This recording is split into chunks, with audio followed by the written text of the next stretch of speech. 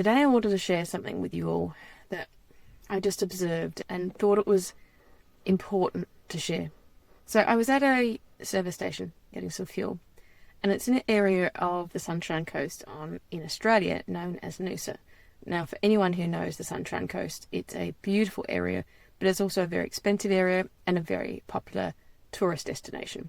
So during the summer months, everybody who can afford it goes to Noosa to enjoy the water and the sun. So while I'm standing there at the counter waiting to pay for my fuel, there's an elderly gentleman in front of me, and he's fumbling through some cards trying to find a card that will work. His first one he puts through, rejected. He pulls the second one out, he rejected. And you could see by his body language that he was getting nervous and uncomfortable by his situation. You could tell he wasn't a wealthy man. His clothes were quite worn, his wallet was very old and full of old receipts and little things that would have kept it overly full for too many years.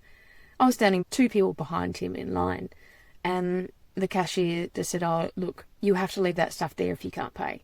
And he said, "I've just got to go back to the motel, my wife's there, I'll go get some money from her."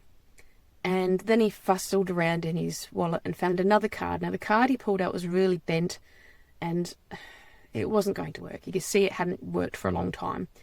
The woman in front of me stepped forward to the other counter, the cashier, allowed her to pay there. When I stepped up to the counter, there were 4 people behind me that were getting agitated. And there was one woman who was watching him with this bent card that he'd pulled out, the third one, trying to get it to scan. And she yelled out, "Put it in the slot." And you could tell how angry and frustrated and judgmental she was of him. As I stood there, the next cashier next to him, I looked at the cashier and I said, "Can I get that, please?" And he just sort of looked at me and nodded. We walked over to the machine with him and I said, "Would you allow me to get that for you, please?" And he said, "No, it's $24. As if $24 was like buying a car to him. It made me realise that there was half a dozen people there watching this man,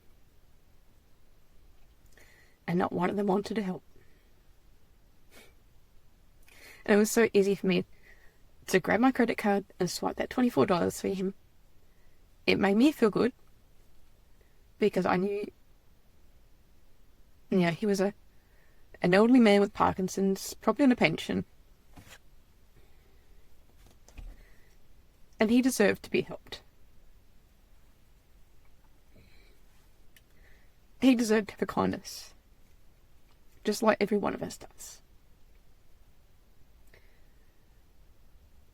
And what shocked me the most as I walked out, he thanked me profusely, and that was beautiful, and I'm really glad and honoured I was able to help him.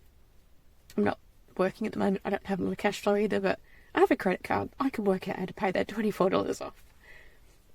I know when you put out positive energy to the universe, it always returns to you.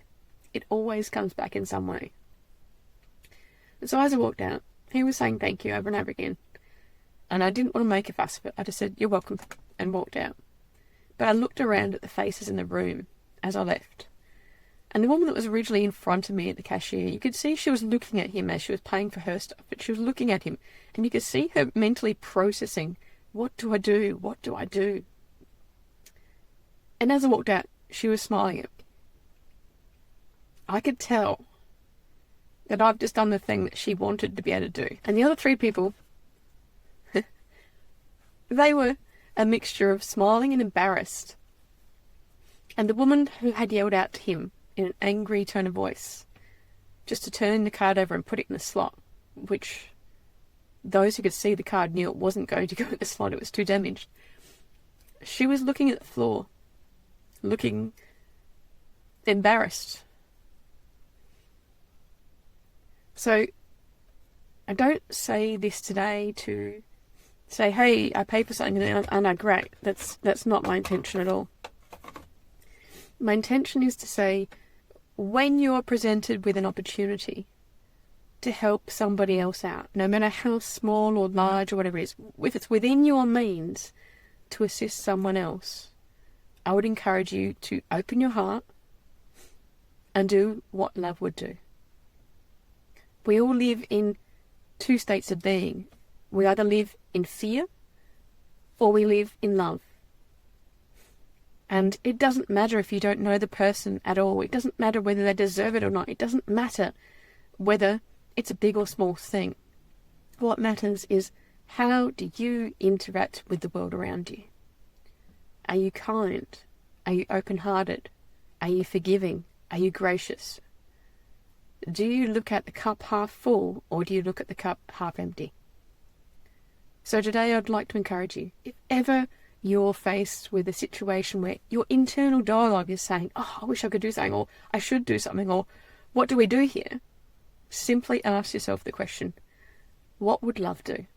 And I guarantee you, you will have the perfect answer for that scenario right there at your doorstep, and you're going to walk away from that having done something beautiful, having done something kind, having done something that demonstrates your contribution to lifting the energy of this world, to lifting the interactions we have with each other, to lifting the way in which we all feel when we interact.